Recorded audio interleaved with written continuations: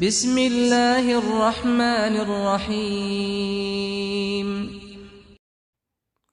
بسم الله والحمد لله والصلاة والسلام على رسول الله. ابن ماجه رحمه الله شنو قيدو 6 حديث. حدثنا محمد بن بشار قال حدثنا محمد بن جعفر قال حدثنا شعبة عن معاوية بن قرة عن أبيه قال قال رسول الله صلى الله عليه وسلم: لا تزال طائفة من أمتي منصورين لا يضرهم من خذلهم حتى تقوم الساعة. Bizga Muhammad ibn Bashar hadis so'zlab berdi deydi İbn Majah rahimahullah. Muhammad ibn Bashar hafiz, ya'ni nurg'ul hadislarni yodlagan katta alim va onasiga yaxshilik qilish va baddarlik qilish bilan mashhur. Bu kishi deydi bizga Muhammad ibn Ja'far hadis so'zlab berdi. Bu kishi mu ishonchli hadis rivoyat qiluvchilardan va Qur'onni ko'p o'qish, namozni ko'p o'qish, ko'p sadaqa berish bilan mashhur. Qala haddasana Shu'ba, bizga Shu'ba hadis so'zlab berdi. Bu ishonchlik hadis rivoyat qiluvchilardan Muaviya ibn Qurra, bu ishonchlik hadis rivoyat qiluvchilardan, u dadasidan ishonchlik hadis rivoyat qiluvchilardan undaq deydi. Rasululloh sallallohu alayhi va sallam shundaq degan: "Mening ummatimdan bir toifa davomli nusratga erishib turdi. Davomli Alloh taolo tarafidan yordamga erishib turdi, yordam berilib turdi. Ularga ularni yordamsiz tashlab qo'yganlar ziyon yetkazolmaydi, hatto qiyomat qoyim bo'lguncha." Yana boshqa sahih hadislarda qiyomat eng eski imonsiz kishilarning ustiga bo'ladi deb kelgan. Bu hadis bilan zid kelib qoldi-ku degan chaqda, bu hadisdagi demoqchi bo'lgani, qiyomat qoyim bo'lishining oldida Alloh taolo bir mayin shamolni avatidi va qalbida iymoni bor kishilarningki jinini olib ketadi. Uningdan keyin zaminda imonsiz eng eski kishilar qoladi bir mezgil. Qiyomat mushu eng eski nachar imonsiz kishilarning ustiga bo'ladi. Bu hadisga qiyomat qoyim bo'lguncha degani dal qiyomat qoyim bo'lishining oldidagi Alloh taolo mayin shamol avatib mo'minlarning jinni olib ketadigan mushu vaqtgacha demoqchi. Ya'ni shu Alloh taolo mayin shamol avatib mo'minlarning jinnini olib ketkichi bo'lgan araliqda qiyomatning oldidagi bir to'p kishilar, ya'ni bir to'p jamoat, mayli ummat qanchalik qiyin ahvolda qilishidan qat'iy nazar, mayli boshqalar yordamsiz tashlab qo'yishi yoki uning qarshi chiqishidan qat'iy nazar, islomni, Allohning dinini ustun qilish uchun, haqqa yordam berish uchun, Allohning kalimasini ustun qilish uchun bir to'p jamoat Alloh yo'lida jihad qiladi va Alloh yo'lida Allohning diniga da'vat qiladi, din uchun xizmat qiladi. Ya'ni bir to'p olimlar va mujohidlar hamon mavjud bo'lib turdi. Bularni din dushmanlari yo'qotmaydi, chunki bular Alloh taoloning nusratiga erishadigan jamoatdir. Bu hadis payg'ambar sallallohu alayhi va sallamning payg'ambarlik mo'jizalaridan hisoblanadi. Ya'ni payg'ambarimiz sallallohu alayhi va sallam Alloh taoloning bildirishi bilan g'ayb xabarlardan bo'lgan bu xabarni bizga yetkazdi. Yana bu hadisda ilingan foydalarning qatoridan Alloh taoloning dini, Alloh yo'lida jihad qiladigan mujohidlarning jihodi va Alloh yo'lida ilm o'qiydigan, ilm o'rgatadigan, Allohning diniga da'vat qiladigan da'vatchi olim ulamolarning da'vatlari va o'qitish ishlari bilan qoyim bo'lib turdi. Bu hadisda payg'ambar sallallohu alayhi va sallam bizga xabar bergan nusratlanadigan toifadan qatoridan bo'lishimiz uchun biz Alloh yo'lida jihad qilishimiz va Alloh yo'lida ilm talab qilishimiz va dinda olim bo'lib, boshqalarga dinni o'rgatishimiz, insonlarni Allohning diniga da'vat qilishimiz, xolis tavhidga da'vat qilishimiz kerak. 7 hadisni oldingi dars so'zlab bo'ptimi? 8 hadis. İbn Majah rahimahullah shundaq deydi: Haddasana Hisham ibn Ammar, qala haddasana al-Jarrah ibn Malih, qala haddasana Bakr ibn Zur'a. قال سمعت أبا عنبة الخولاني وكان قد صلى القبلتين مع رسول الله صلى الله عليه وسلم قال سمعت رسول الله صلى الله عليه وسلم يقول لا يزال الله يغرس في هذا الدين غرسا يستعملهم في طاعته. ابن ماجه رحمه الله shundaq deydi, bizga Hisham ibn Ammar hadis so'zlab berdi. Hisham ibn Ammar ishonchli hadis rivoyat qiluvchi. Bu kishi deydi, bizga Jarrah ibn Malih hadis so'zlab berdi. Bu kishi deydi bizga Bakr ibn Zur'a hadis so'zlab berdi.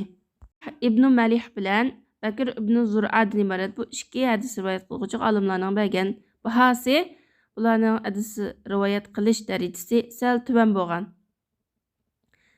Bu kishi deydi, men Aba Inabatul Xavlanining mundaq deganligini angladim. Bu kishi payg'ambar sallallohu alayhi vasallam bilan ikki qiblaga qarab namoz o'qigan. Ya'ni oldi bilan Baytul Maqdis qarab namoz o'qigan, keyin Ka'ba qarab namoz o'qigan demakchi. U payg'ambar sallallohu alayhi vasallam bilan ikki qiblaga qarab namoz o'qigan degani Bakir ibn Zur'aning so'zi. Ammo Aba Inabatul Xavlaniga nisbatan hadis olimlarining o'rtasida ixtilof bor. Ya'ni ba'zilar bu kishini sahoba desa, ba'zilar sahoba emas deydi. Shuning uchun bu hadis zaif hadis hisoblanadi. Bu kishi deydi, Allah Taala bu dinda davomli kuchat tikidi, ularni o'zining itoatida ishlatadi. Ya'ni Allah Taala bu dinda din uchun xizmat qiladigan, dinni o'rganadigan va dinni o'rgangandan keyin boshqalarga yetkazadigan, da'vat qiladigan va o'rgatadigan da'vatchi olim ustozlarni va Alloh yo'lida jihad qilgan mujohidlarni davomli Alloh paydo qilib turadi. Ularni shundaq o'zining itoatida ishlatadi demakchi. Bu hadis gerçi hadisning raviylari sababli zaif hadis hisoblansa-mu, ammo mazmun jihatdan oldikendagi hadislar bilan kuchlandi. Ya'ni Alloh taolaning diniga davomli yordam beradigan, din uchun xizmat qiladigan, Allohning dinini oliy qilish uchun jihad qiladigan mujohidlar va da'vatchi olim ustozlar har zaman, har vaqt mavjud bo'lib turdi. 9. hadis. Haddasana Yaqub ibn Humayd ibn Kasib قال حدثنا القاسم بن نافع قال حدثنا الحجاج بن أرطاة عن عمرو بن شعيب عن أبيه قال قام معاوية خطيبا فقال أين علماؤكم أين علماؤكم سمعت رسول الله صلى الله عليه وسلم يقول لا تقوم الساعة إلا وطائفة من أمتي ظاهرون على الناس لا يبالون من خذلهم ولا من نصرهم. İbn Macer rahimehullah şundaq deydi, bizga Yaqub ibn Humayd ibn Kasib hadis so'zlab berdi.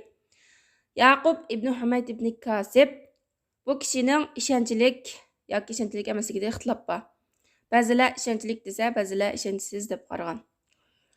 Qasim ibn Nafi majhul, noma'lum va Hajjaj ibn Artata bu kishi hadis mudallas kishi.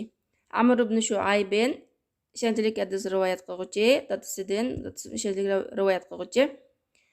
Muaviya radhiyallohu anhu xutba so'zlab bunda dedi.